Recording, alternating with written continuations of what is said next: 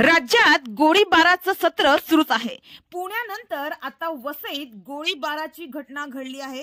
वसईच्या बापाने परिसरात गोळीबाराची घटना घडली। दिवसाढवळ्या झालेल्या या गोळीबारानं वसईत खळबळ उडाली आहे। या गोळीबारात 7 जण जखमी झाल्याची प्राथमिक माहिती आहे। जमिनीच्या वादातून ही गोळीबाराची घटना घडली आहे।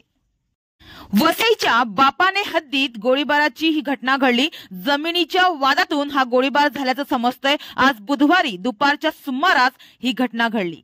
आरोपी मेघनाथ भोईर याने हा गोळीबार केला आहे। मिळालेल्या माहितीनुसार या घटनेतील पीडित संजय जोशी आणि त्यांचे साथीदार जमिनीच्या साईटवर जाऊन जमिनीची मोजणी करत होते। त्यानंतर ते गाडीने परतत होते। तेवढ्यात गाडी थांबवून आरोपी मेघनाथ भोईर याने गोळीबार केला।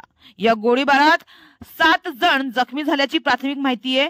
तर जखमींवर वसई फाट्याच्या तुंगारेश्वर हॉस्पिटलमध्ये सध्या उपचार सुरू आहेत।